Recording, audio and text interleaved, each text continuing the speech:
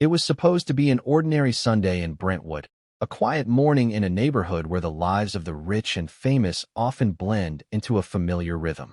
But ordinary would end, forever shattered by a crime so horrifying it made headlines around the world. The residents, accustomed to celebrity sightings, lavish parties, and glossy magazine features, woke to the news that would haunt them for years. Rob Reiner and his wife, Michelle, were dead, fatally stabbed. Their lives, a decades-long story of love, creativity, and influence in Hollywood, abruptly ended in a way that seemed almost unimaginable. The twist? The person accused of committing the unthinkable was their own son, Nick Reiner, a man who lived on the same property in the guest house, a young adult who, until that night, had appeared unremarkable, even inconspicuous. But before we continue, please subscribe and turn on the notification bell for updates. Could someone truly love and hate at the same time? Could a son, the child raised in luxury, with privilege and opportunity at every turn, cross the line from tension or resentment into lethal violence? These are the questions echoing not only through the gilded gates of the Reiner estate, but across the internet, social media, and tabloid columns. Everyone wants to understand the motive, the trigger, the moment when something invisible inside a family finally explodes into a tragedy that can never be undone.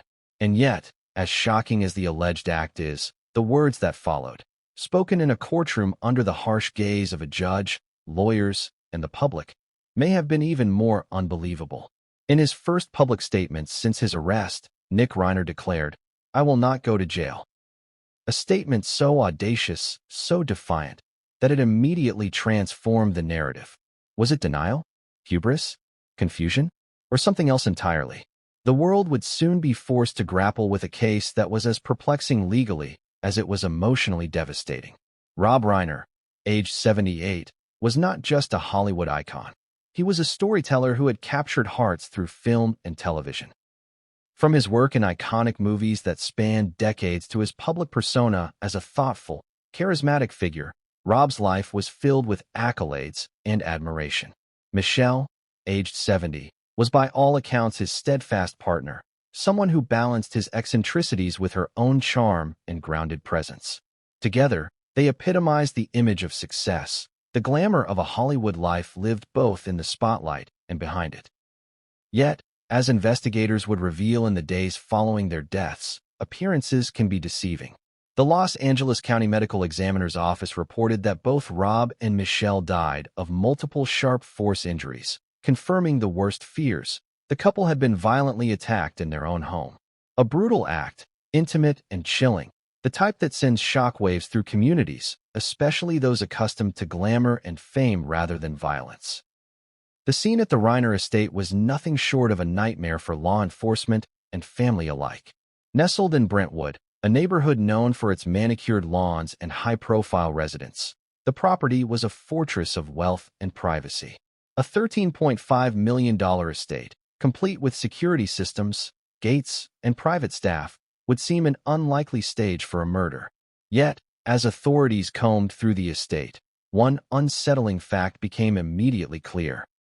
The killer was not a stranger scaling walls or breaking in through unlocked windows. The killer had been inside the property. The police quickly traced the path to the guest house, where Nick Reiner resided, and made the arrest that would shock the world. At just 32 years old, Nick had gone from being a son in a prominent family to the prime suspect in a double homicide that would dominate headlines for weeks, if not months. The public reaction was swift and visceral.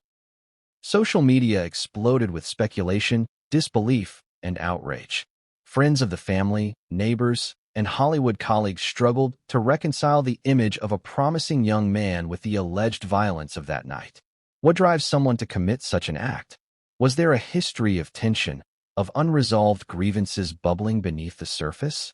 Or was this an inexplicable anomaly, a snap decision that would forever remain a source of speculation?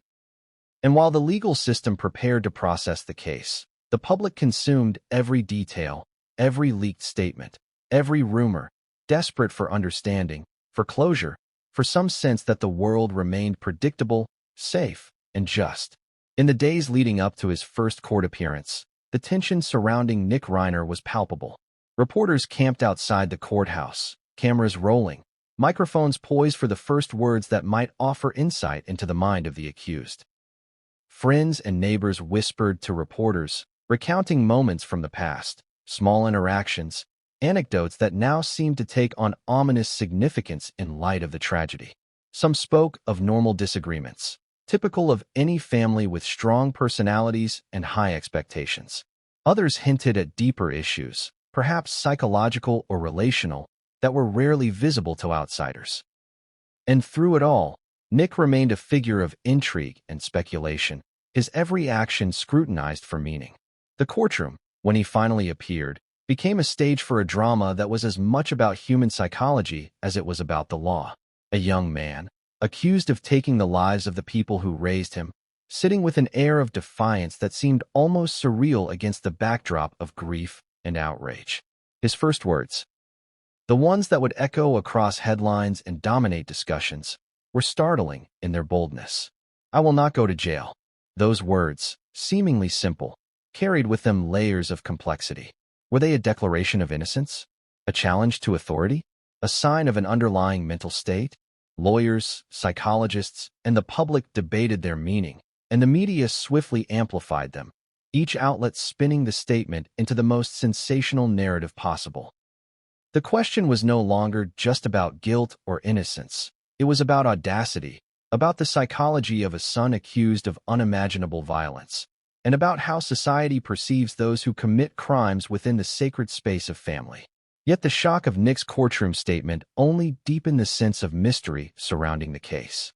For days, law enforcement and investigative journalists worked tirelessly to reconstruct the events leading up to the tragedy. Every interaction, every argument, every digital trace became evidence, pieces of a puzzle that the public was eager, desperate, and perhaps morbidly excited to solve. And as more details emerged, contradictions appeared, complicating the narrative. Neighbors reported hearing unusual noises in the days before the murders. Family friends recalled subtle signs of tension. Former colleagues and acquaintances hinted at unresolved disputes, some financial, some personal, some too intimate to disclose publicly. The layers of complexity grew, and with each revelation, the story became less about a simple crime and more about the intricate, often invisible dynamics of a family, a life, and a society fascinated by both fame and tragedy. From the first announcement of their deaths to the arrest and the courtroom statement, the Reiner case captivated audiences worldwide. The story had all the elements of a gripping, real-life drama: wealth, fame, love, betrayal, and shock. But underneath the surface, the narrative demanded deeper exploration. Who was Nick Reiner, truly? What was his relationship with his parents like? Were there warning signs that went unnoticed? Could this have been prevented? And most importantly, what does this case reveal about the pressures, expectations, and hidden conflicts that can exist in even the most seemingly perfect families? These are the questions that we will explore in depth in this video, as we dissect every detail, uncover every twist, and examine the shocking developments that continue to unfold.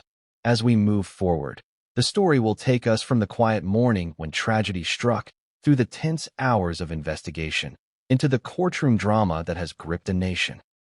Along the way, we will encounter moments of shock, revelations that challenge assumptions, and a series of twists that will keep viewers on the edge of their seats.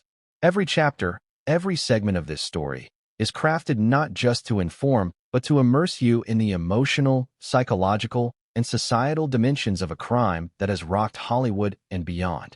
By the end, the pieces will begin to come together, offering a clearer picture of what happened, but also leaving lingering questions that may never be fully answered. And yet, despite the wealth of information, despite the public scrutiny, one fact remains chillingly simple: a family that was once celebrated, admired, and seemingly unbreakable has been forever altered. Rob and Michelle Reiner are gone. Their lives ended in a way that defies comprehension, and their son, Nick, has entered the legal system under a cloud of suspicion and bold, unforgettable statements. The events of that night, the decisions made in the hours before and after, and the words spoken in the courtroom all combine to create a narrative that is as compelling as it is tragic. It is a story of love and loss, of innocence and guilt, of the ways in which human relationships can unravel under pressure, and of the shocking reality that sometimes the people closest to us are the ones who inflict the deepest wounds. As you watch this story unfold, you will encounter contradictions, surprises, and moments that challenge your expectations. You will hear accounts that seem unbelievable, statements that defy logic, and revelations that will leave you questioning everything you thought you knew. And through it all, one central question will linger. Why? Why did this happen? Why would a son allegedly take the lives of the parents who raised him? Why, despite all the privilege, opportunity, and love he received, did the night of tragedy occur?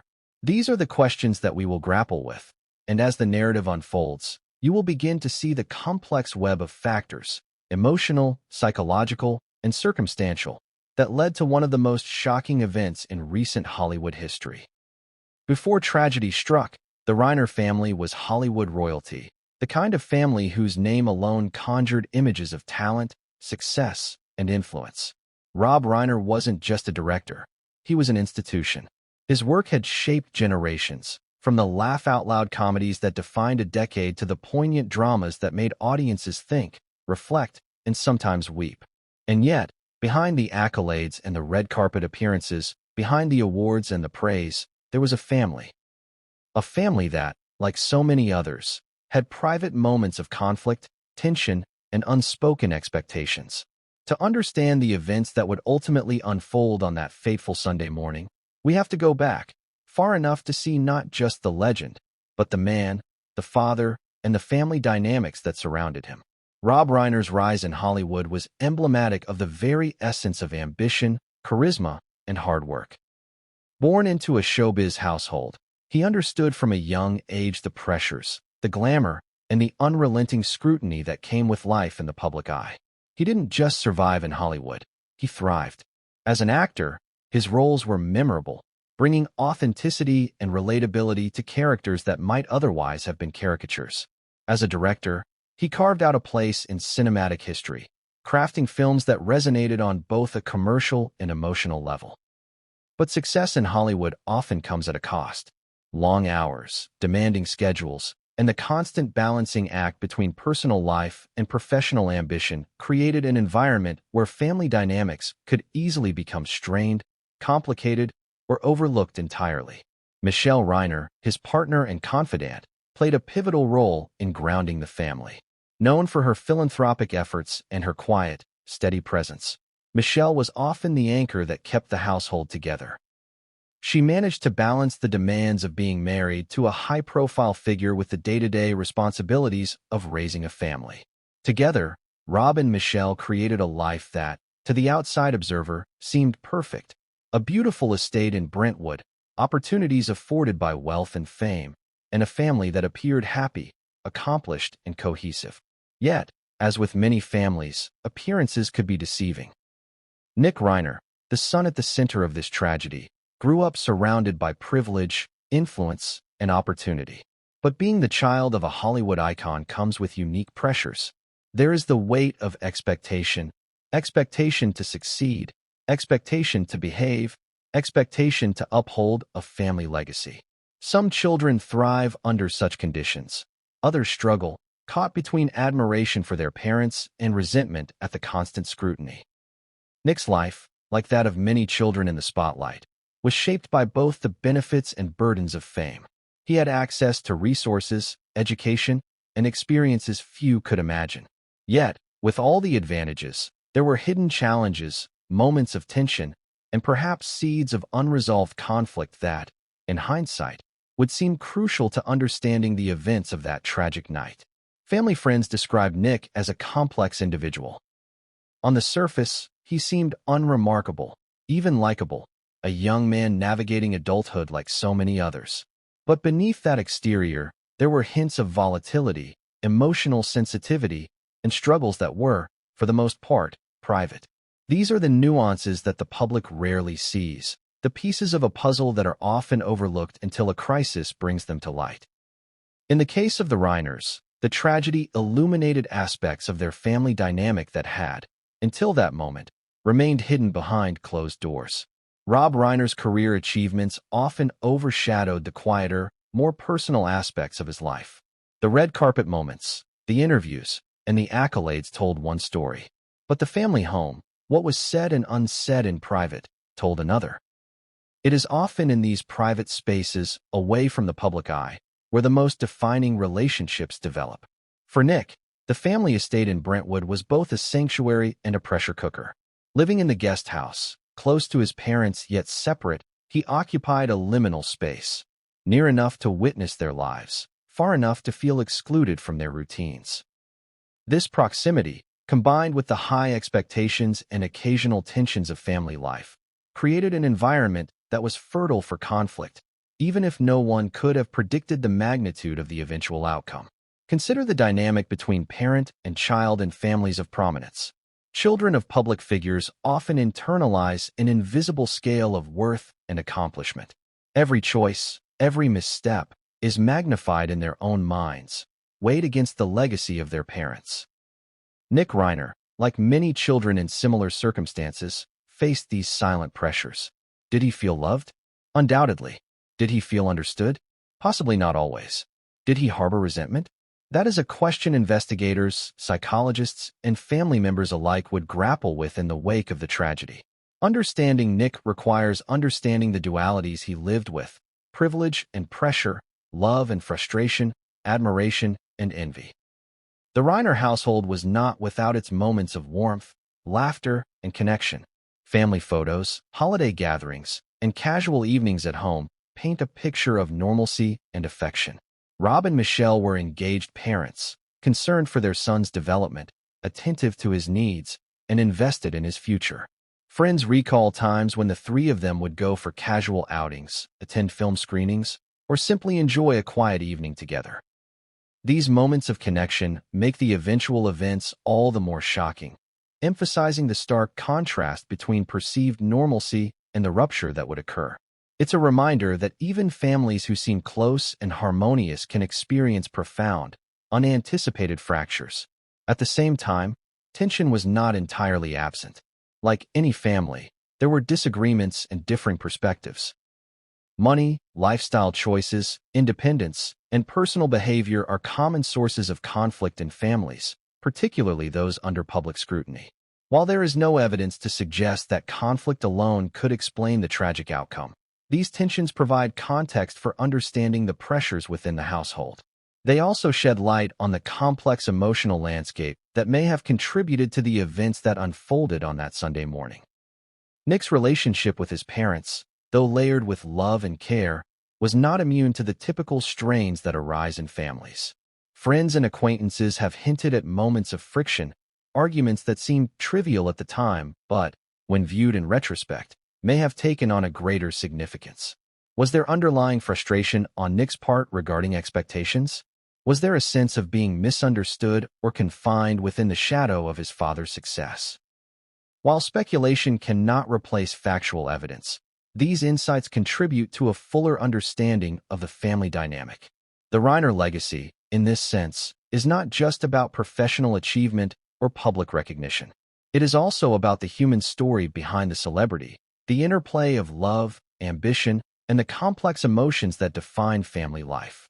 To fully grasp the tragedy, one must look beyond the headlines and consider the private realities that shaped the individuals involved. It is in these moments of intimacy, of tension, and of unspoken expectation that the seeds of both greatness and tragedy can take root. Rob and Michelle Reiner, by all accounts, were devoted parents who wanted the best for their son.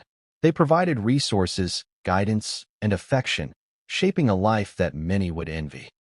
Yet, as with any family, the relationship between parent and child is inherently complicated, influenced by personality, circumstance, and the unspoken rules of emotional negotiation.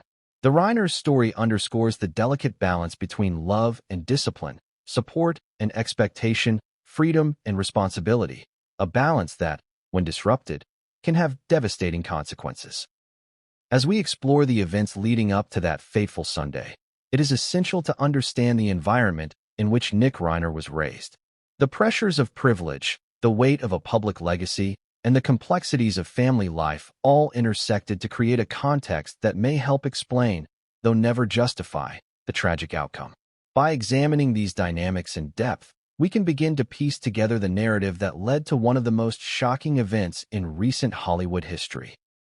Yet, even as we dissect the family's past, one cannot ignore the stark contrast between legacy and loss.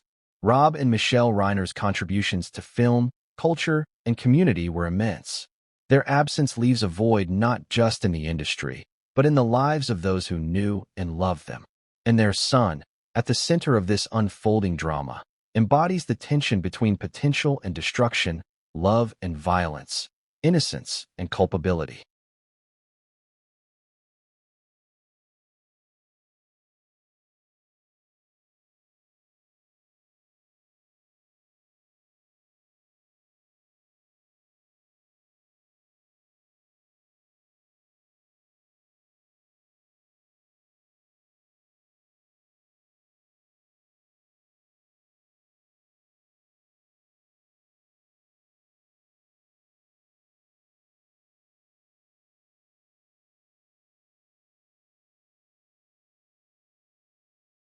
The Reiner legacy, therefore, is a story of contrasts, brilliance and tragedy, love and loss, public acclaim and private struggle. It sets the stage for the events that would ultimately shock the world and frames the questions that investigators, psychologists, and the public continue to ask. What drives a person to commit an unthinkable act against those they love? How do family dynamics, privilege, and unspoken tensions converge to produce moments of irreversible violence? And, perhaps most hauntingly, how do we reconcile the image of a celebrated family with the reality of its devastating end? Understanding the Reiner legacy is not just about cataloging achievements or recounting fame. It is about comprehending the emotional, psychological, and relational factors that define a family, the pressures that can build quietly behind closed doors, and the fragility of even the most seemingly perfect lives. It is within this framework that the events of that fateful Sunday must be considered, not as isolated acts, but as the culmination of complex human dynamics that intersected in a single, catastrophic moment. And yet, for all the legacy, the accolades, and the love, the tragedy of that morning cannot be undone. Rob and Michelle Reiner are gone, and the questions surrounding their deaths remain urgent, perplexing, and heart-wrenching. The story of their family, their son, and the shocking events that led to their deaths is far from complete. Every revelation, every testimony, every detail that emerges in the coming chapters will illuminate aspects of this tragedy that were previously hidden, offering clarity in some areas while deepening the mystery in others. Sunday began like any other in Brentwood, or at least, that's how it seemed on the surface. The streets were quiet, the sun rising over manicured lawns, the occasional dog walker or jogger passing by unnoticed. For the residents, life carried on under the comforting illusion of normalcy, the kind of normalcy that is often taken for granted until it is shattered beyond repair. But on this particular morning, the Reiner estate would become ground zero for a tragedy that no one could have predicted, a crime so brutal that it would reverberate far beyond the gates of their $13.5 million property. The first reports came in the early hours, a call that shattered the calm. Officers arrived at the Reiner estate to find a scene that words can hardly describe. Two lives brutally ended within the very walls that were meant to protect them. Rob Reiner, aged 78, and Michelle Reiner, aged 70, had been fatally stabbed, their lives extinguished in an act of violence that stunned the world. The Los Angeles County Medical Examiner's Office would later confirm the cause of death as multiple sharp force injuries, a term clinical in its tone but chilling in its implications. These were not accidental deaths. These were murders, violent, deliberate, and intimate. For law enforcement, the discovery set off a chain reaction of protocols and procedures. The estate was immediately secured, forensic teams brought in, and every inch of the property was meticulously examined. Investigators combed for evidence, piecing together the events that led to this unimaginable scene. The guest house, where Nick Reiner, the couple's 32-year-old son, lived, became the focal point of the investigation almost immediately. It was here, within the family compound that authorities traced the path to their primary suspect, the person who, until that night, had been part of the very family he was now accused of destroying. Nick's arrest that evening was swift and deliberate. Officers approached him with caution, aware of the high-profile nature of the case and the intense media scrutiny that would follow.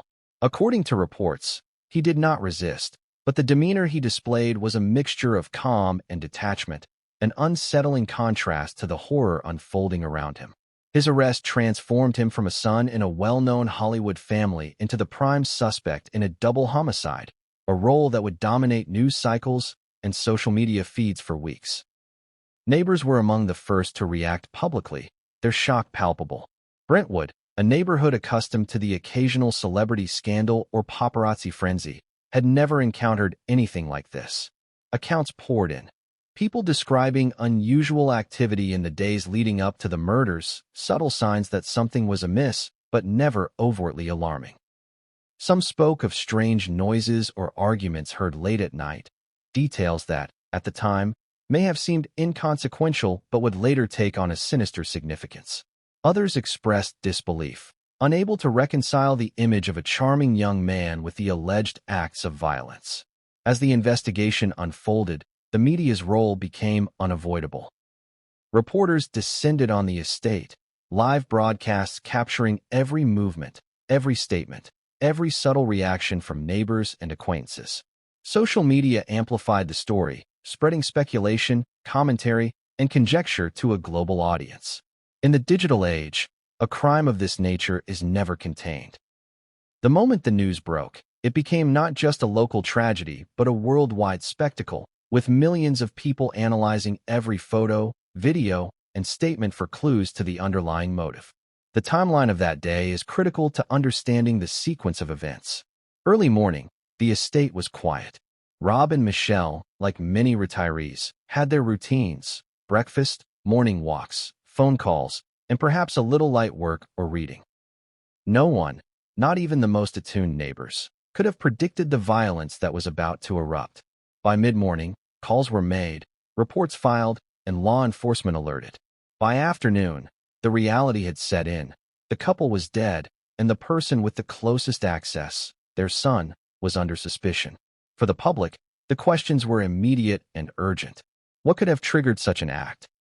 Was this a long-standing conflict finally boiling over, or a sudden, inexplicable eruption of violence? Had anyone in the family or community noticed warning signs? And perhaps most disturbingly, if the alleged perpetrator was indeed the son, what does that say about the bonds of family, trust, and love? These questions haunted every news cycle, every social media thread, every casual conversation about the case. The tragedy was not only the act itself, but the profound rupture of expectations. The idea that family, the very unit meant to provide safety and unconditional support, could become the site of unimaginable violence. Police investigators quickly turned their attention to evidence. The guest house, a modest but well-appointed dwelling within the larger estate, was searched thoroughly. Every item was examined for clues: fingerprints, DNA, digital footprints, and personal effects. The goal was not only to establish what had happened, but also to understand why. In cases like this, motive is often elusive, hidden behind layers of psychological complexity, familial dynamics, and circumstantial pressures. Yet the physical evidence, combined with witness accounts and digital records, began to form a mosaic, albeit one that raised as many questions as it answered. One of the most striking aspects of the investigation was the nature of the crime itself. Multiple sharp force injuries indicated a level of violence that was both intimate and aggressive.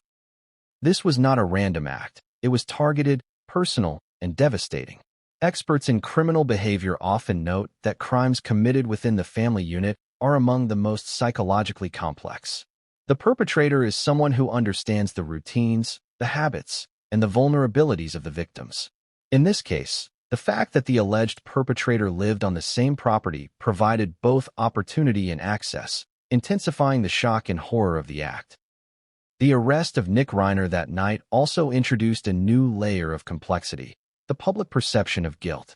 In cases involving high-profile families, the line between legal reality and media narrative often blurs. The arrest itself does not equate to guilt in the eyes of the law, yet the court of public opinion is swift and unforgiving. Social media users, neighbors, and fans debated the plausibility of the allegations, speculating about motive, mental state, and the underlying family dynamics.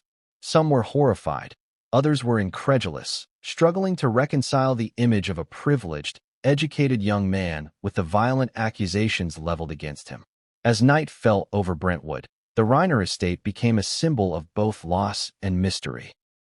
Police tape cordoned off areas, lights from emergency vehicles cast stark shadows across the manicured lawns, and the quiet of the neighborhood was replaced by the hum of activity, investigation, and media frenzy. Inside, the family grappled with shock, grief, and disbelief. Friends and extended family arrived, their presence a mix of comfort and tension, trying to make sense of the senseless. And while the world watched from afar, the reality of the tragedy remained immediate, visceral, and unrelenting for those directly affected. In the aftermath of the discovery and arrest, attention naturally turned to motive. What could have led to such violence? Was it financial, emotional, psychological, or a combination of factors? Investigators began to explore the nuances of family relationships, examining history, interactions, and patterns of behavior that might provide insight. Every conversation, every disagreement, every subtle sign of tension became relevant. And while some aspects remained private, others were leaked, reported, and amplified, contributing to a growing public narrative that blended fact, speculation, and conjecture. For the neighbors, the shock was profound. Brentwood is a community familiar with celebrity, accustomed to occasional news stories of scandal or disruption. But nothing in their experience could have prepared them for a murder within such a prominent family. The juxtaposition of wealth, privilege, and brutal violence was jarring. It challenged assumptions about safety, about normalcy, and about the illusion that money and status can insulate one from the worst realities of human behavior. By the time Nick Reiner appeared in custody, the stage was set for a courtroom drama that would captivate the nation. Cameras, microphones, and reporters were poised to capture every detail of what would become a story defined not just by tragedy, but by the shocking statements, the psychological tension, and the unprecedented nature of the case. And as investigators continued to reconstruct the timeline, uncover evidence, and interview witnesses, one fact remained undeniable. The events of that Sunday morning would leave an indelible mark on Hollywood, on the community, and on the world's perception of family, crime, and morality. The day of the murders, though now a historical event, continues to haunt those who witnessed its aftermath. It serves as a stark reminder that tragedy can strike anywhere, even in the most carefully managed lives, and that the bonds of family, however strong, are sometimes fragile under pressures invisible to outsiders. The events of that morning are only the beginning of a story that unfolds in layers of shock, complexity, and human emotion. A story that will continue to reveal contradictions, surprises, and insights as it moves from the scene of the crime into the courtroom and beyond. And yet, even as the evidence mounted, even as investigators pieced together the sequence of events, one question loomed larger than all others. What exactly happened inside the Reiner estate, and why? The answer would not be simple, and the revelations that followed in court would shock the world in ways no one could have anticipated. The evening air in Brentwood was calm, almost serene, but inside the gates of the Reiner estate, a storm of law enforcement activity was unfolding. By the time the police had arrived, the grim reality was already clear. Rob and Michelle Reiner were dead, and the evidence pointed towards someone very close to them. And that someone was their son, Nick Reiner. At 32 years old, he had been living in the guest house on the property, physically close to his parents yet emotionally distant in ways that would soon be dissected by the public, the media, and legal analysts. That night, Nick transitioned from the role of son to the role of primary suspect in a case that would dominate headlines across the nation. When officers approached the guest house, their approach was methodical. A case of this magnitude demanded precision, caution, and control. Nick's proximity to the victims made him both a prime suspect and a delicate subject. The potential for escalation was high. Yet, according to sources, Nick did not resist arrest. There was no dramatic struggle, no frantic attempt to flee, just an unsettling calm. His demeanor was a mixture of detachment and quiet defiance, a posture that would become a defining feature of the narrative surrounding him. To witnesses and law enforcement officers alike, this calm was disarming, almost eerie, a stark contrast to the chaos that had just unfolded inside the main house. From the perspective of investigators, the arrest was the culmination of hours of evidence collection and observation. Every angle of the estate had been secured, every footprint, every trace of physical evidence carefully documented. The pattern of the crime, the location of the bodies, and the proximity of the guest house made Nick the focal point. While investigators remained careful not to jump to conclusions, the convergence of circumstantial evidence was undeniable. The young man, living just steps away from his parents, had access, opportunity, and means. In law enforcement terminology, this combination often points toward the primary suspect, even as the psychological complexities remain under analysis. Media coverage of the arrest was immediate and intense. Brentwood, normally accustomed to celebrity sighting reports and lifestyle features, was suddenly the epicenter of a true crime sensation.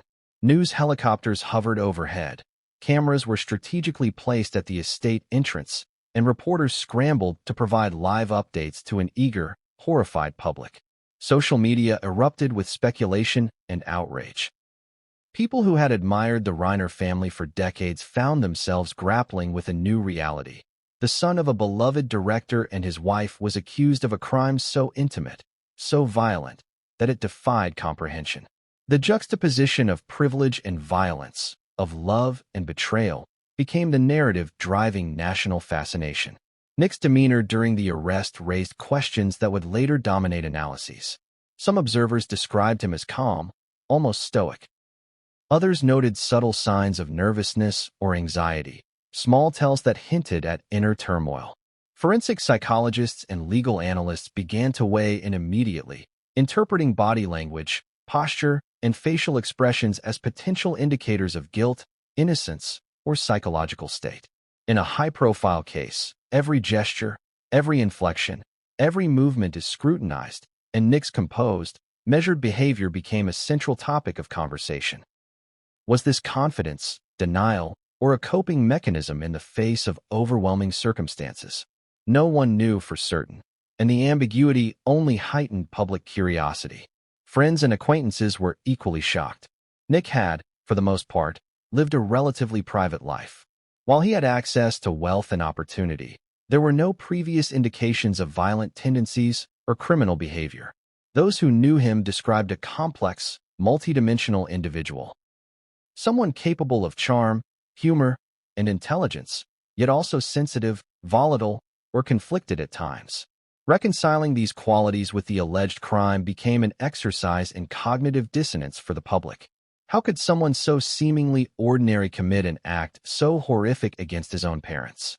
The answer, as investigators would later explore, lay not only in observable behaviors, but also in hidden pressures, psychological dynamics, and family tensions that had accumulated over time. The legal implications of the arrest were immediate and significant. Nick was charged with 2 counts of first-degree murder, a designation reserved for cases in which the crime is premeditated and deliberate. In California, first-degree murder carries severe penalties, including life imprisonment without the possibility of parole. The charges underscored the seriousness of the allegations and set the stage for a courtroom drama that would attract national attention. Lawyers began preparing their cases, the defense and prosecution analyzing evidence, testimonies, and potential strategies. The arrest was not just a procedural step. It was the opening act in a legal and psychological battle that would unfold over months, if not years. For the public, the arrest was more than a legal procedure. It was a moment of cultural shock. Nick Reiner was not just an accused murderer. He was a son, a product of privilege, and a figure whose actions seemed to contradict everything the world thought it knew about family loyalty and morality. The story became a prism through which societal expectations, generational pressures, and the complexities of familial love were examined. Analysts debated whether financial pressures, mental health struggles, or interpersonal conflict could have played a role. Pundits speculated about Hollywood culture, the weight of legacy, and the psychological ramifications of growing up in the shadow of an iconic parent. Each theory, each angle, only added layers to a narrative that was already complex, shocking, and tragic. Nick's time in custody was marked by intense scrutiny. Law enforcement officials monitored his behavior, looking for signs of remorse, deception, or instability. Meanwhile, the media covered every development, every minor procedural step transformed into headline news. Court documents were leaked, analyzed, and debated. Social media amplified theories and rumors, some grounded in fact, others in conjecture. The atmosphere surrounding Nick's arrest was a mixture of public outrage, fascination, and disbelief. Every aspect of his life became subject to examination.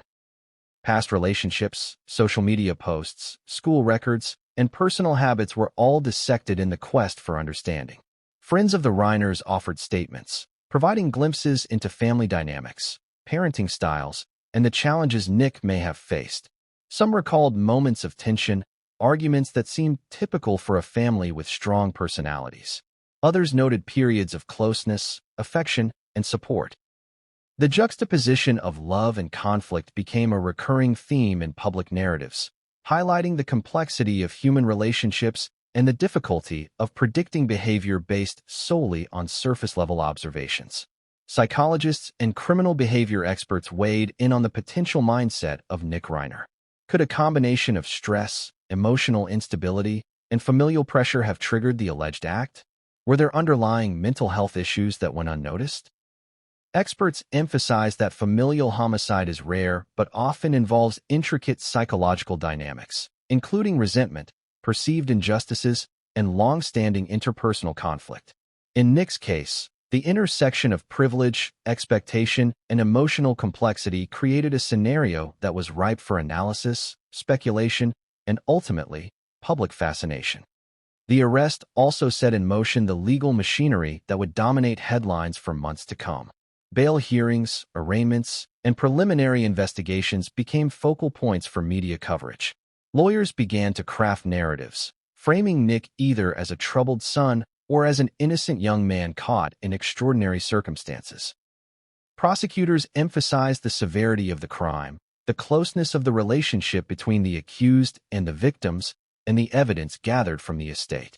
Defense attorneys began to explore potential mitigating factors, including psychological state, family dynamics, and possible inconsistencies in witness accounts. Every procedural step became a piece of the unfolding drama. As the hours passed, the public continued to grapple with disbelief. Nick Reiner, a son of privilege and opportunity, had been arrested in connection with the deaths of his parents. The shock was not only in the alleged act itself, but in the betrayal of expectations. Families, especially those of wealth and status, are often idealized in public imagination as insulated from tragedy. This event shattered that illusion, demonstrating that even in households of comfort, complexity, and love, unimaginable events can occur. And yet, despite the arrest and the charges, one fact remained strikingly clear. Nick Reiner had spoken, and what he said would echo through headlines and public discourse for weeks.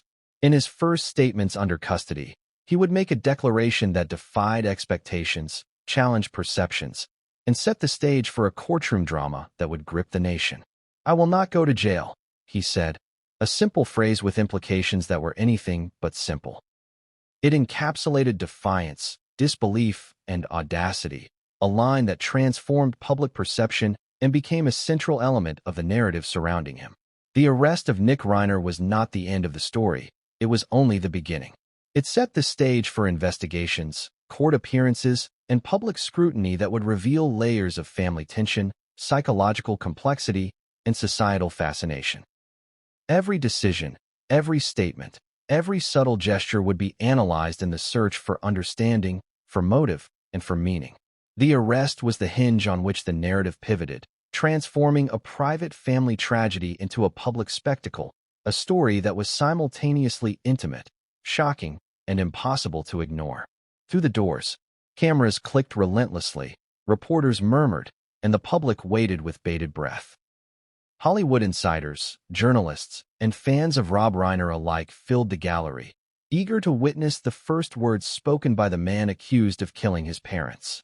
The case had already captured the nation's attention, but nothing compared to the electricity in the room as Nick walked toward the defendant's table. Every step was watched, every facial expression analyzed, every gesture interpreted.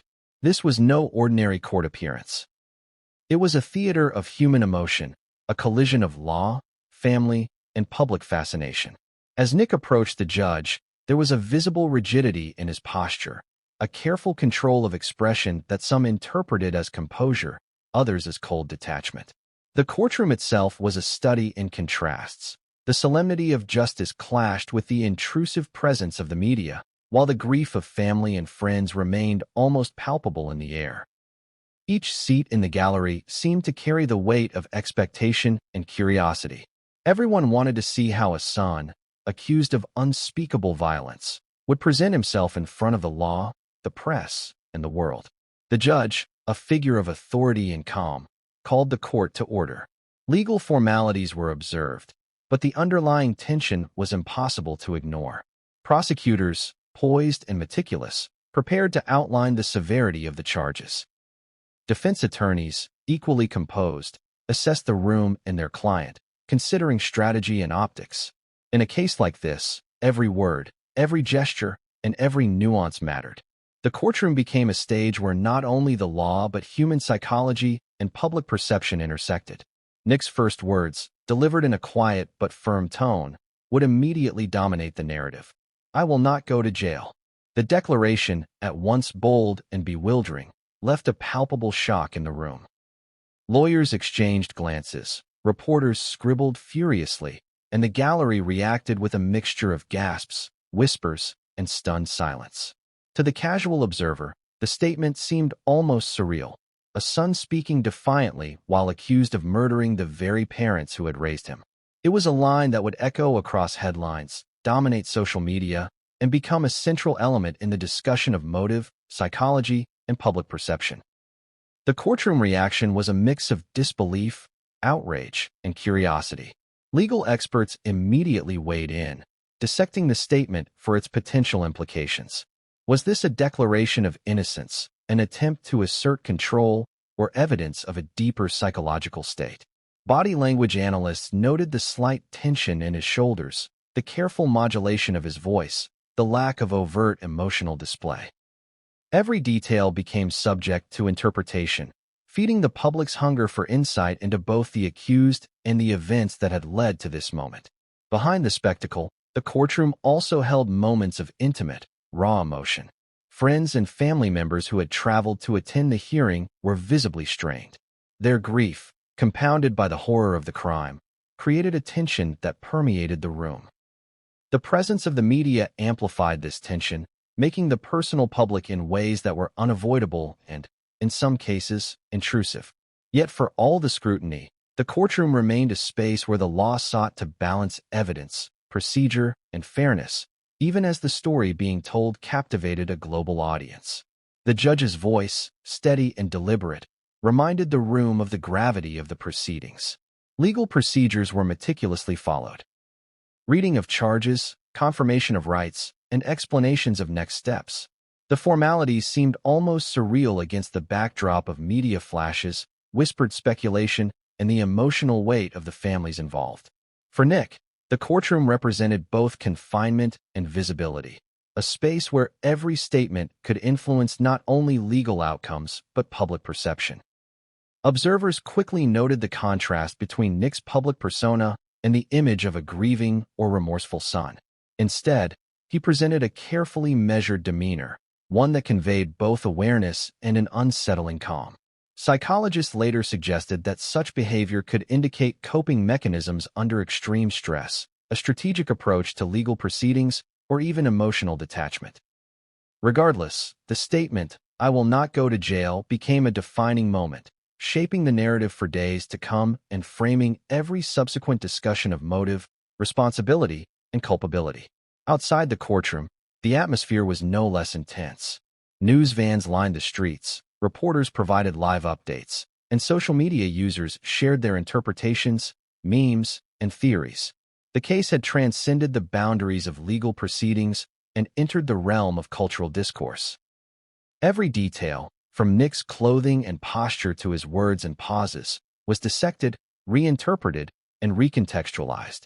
Public fascination merged with horror, creating a complex blend of empathy, judgment, and morbid curiosity. The courtroom itself became a microcosm of the broader narrative. Family tragedy, legal scrutiny, and public spectacle all colliding in one space. Each participant played a role in this unfolding drama. Prosecutors meticulously documented evidence, highlighting the severity of the crime. Defense attorneys scrutinized every procedural detail, preparing to challenge narratives and introduce context. Court staff navigated the logistical and emotional challenges of managing a high-profile case, ensuring decorum while balancing media access and privacy concerns. And at the center, Nick Reiner navigated the intersection of law, family legacy, and global attention. The media frenzy outside mirrored the intensity inside. Every news cycle dissected the courtroom appearance, replaying video clips of Nick's statement, analyzing facial expressions, and speculating about future developments. Headlines screamed the words that would become synonymous with the case. Nick Reiner declares, "I will not go to jail." Social media exploded, with users expressing shock, disbelief, and judgment. Forums and comment sections buzzed with speculation, theories, and emotional reactions. The story had become a cultural phenomenon, bridging the worlds of crime, celebrity, and public fascination. At the same time, the courtroom experience offered glimpses into the human side of tragedy. Family members wrestled with grief while attempting to process the legal proceedings. Friends of the Reiners provided accounts of prior interactions, reflecting on moments of connection, tension, and normalcy.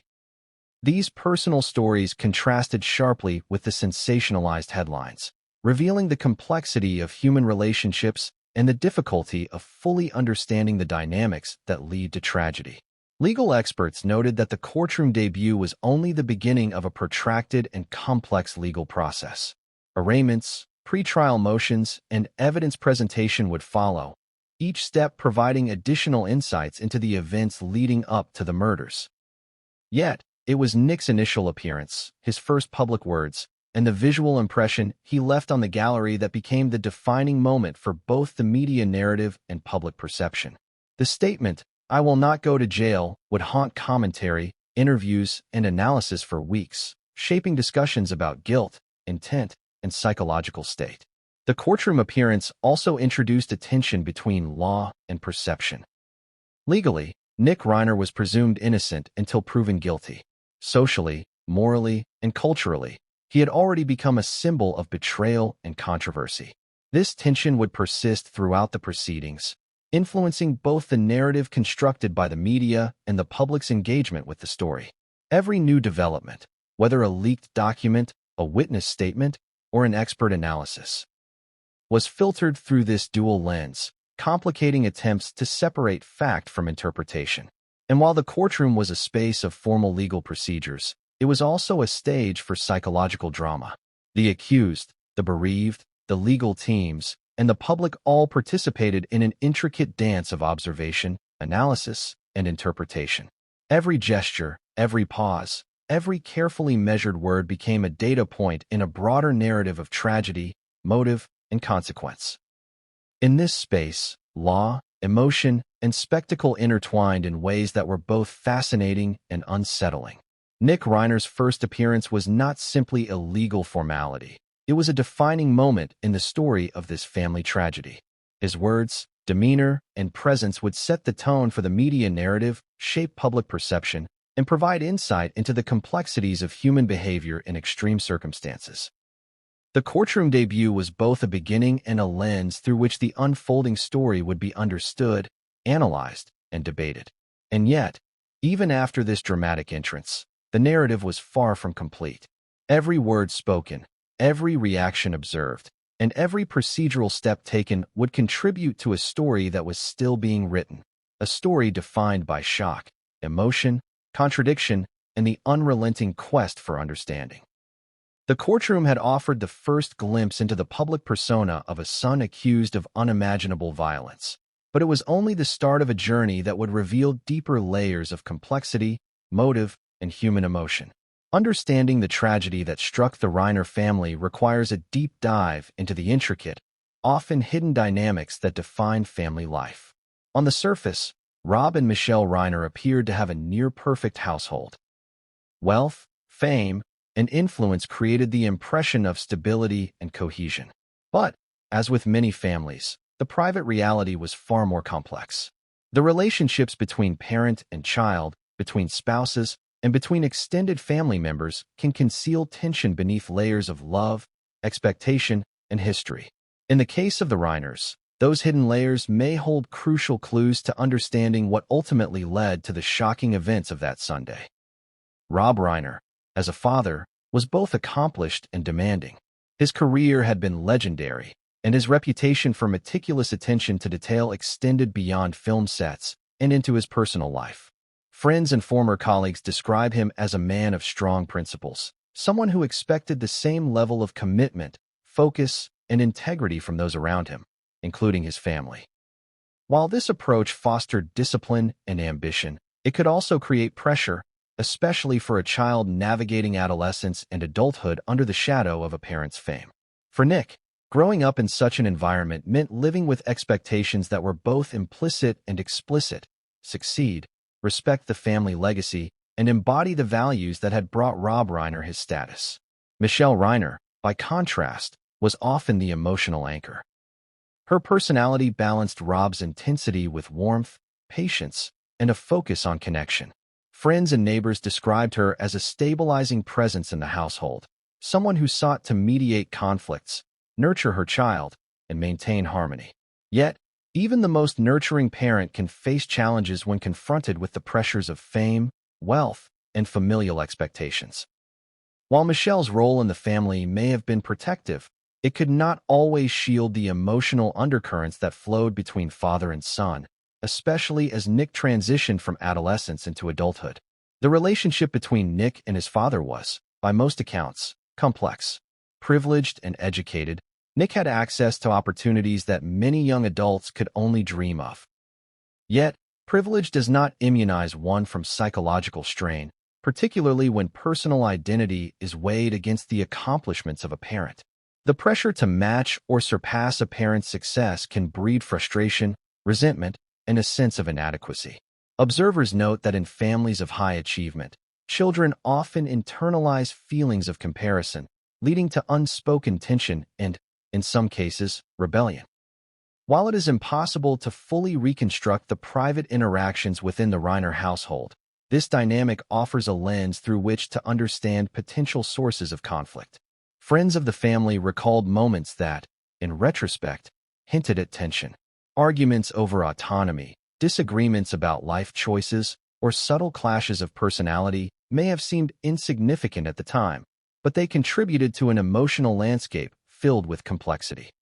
Such conflicts are normal in most families, but when combined with fame, wealth, and scrutiny, they can escalate in intensity. For Nick, living in a guest house on the same property as his parents meant constant proximity, creating a psychological pressure cooker where small disagreements could fester into deeper resentment. Extended family and friends described Nick as a multifaceted individual. He could be charming, witty, and engaging, yet at times sensitive and volatile. This duality is not uncommon among young adults navigating familial and social expectations, but in the context of the Reiner household, it may have contributed to escalating tension. While there is no evidence that Nick displayed violent tendencies before this event, the combination of privilege, expectation, and emotional complexity created conditions that could, in theory, amplify stress and conflict. One important factor in understanding the family dynamics is communication. Or, more accurately, the breakdown of communication. In families, misunderstandings, unspoken grievances, and assumptions can accumulate over years. In high-pressure households like the Reiners, where the parent-child dynamic is complicated by fame and expectation, the cost of miscommunication can be significant.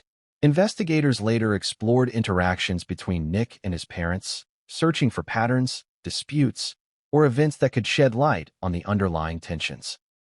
While some conflicts were typical, disagreements over finances, independence, or life choices. Others were less obvious, buried beneath layers of daily routine, politeness, and public appearances.